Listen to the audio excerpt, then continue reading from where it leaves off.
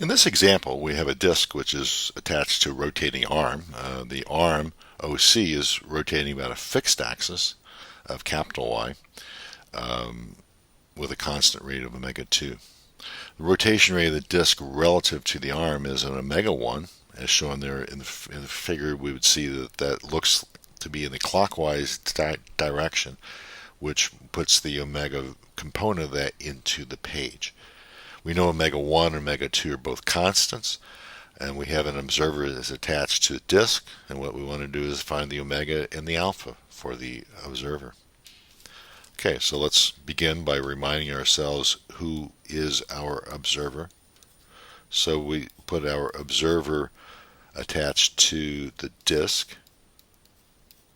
I'm going to attach that one set of coordinate axes, lowercase xyz, to the disk, where the remaining one, big XYZ, is going to be fixed to ground. In other words, it's non-moving set of axes, like that. So keeping that in mind and looking carefully at the picture, we see that the omega, which is the angular velocity of the observer, has two components. It has omega 2, which is about that fixed axis of big Y, and then it has a component of omega 1 about an axis which rotates. That axis right now is aligned with an axis which is perpendicular to the screen, but at some other instant in time that's not going to be true. It's not about a fixed axis.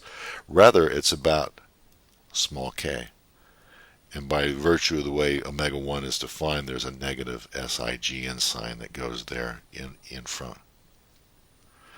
So I do alpha being d omega dt,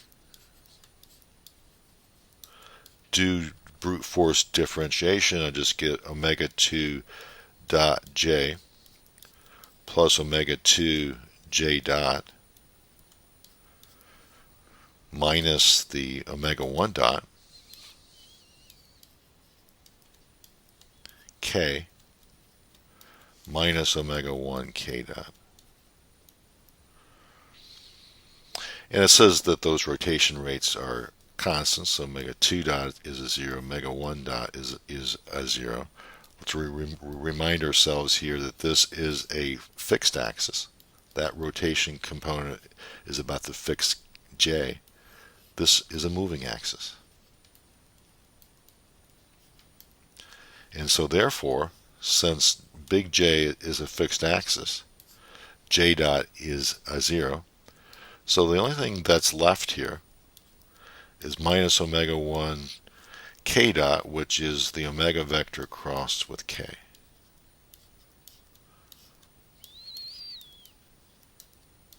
Omega we saw was omega 2 big J minus omega 1 k crossed with k.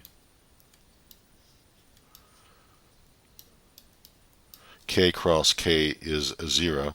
So the only thing that's left for us here is minus omega 1, omega 2, big J crossed with small k.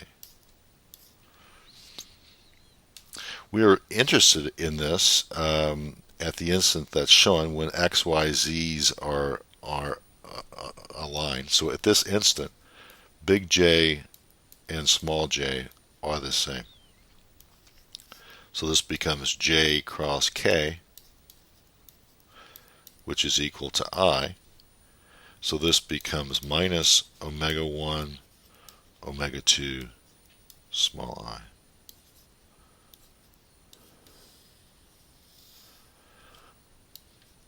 The omega vector, if I write that in terms of one set of unit vectors, that's just simply going to be omega 2j minus omega 1k.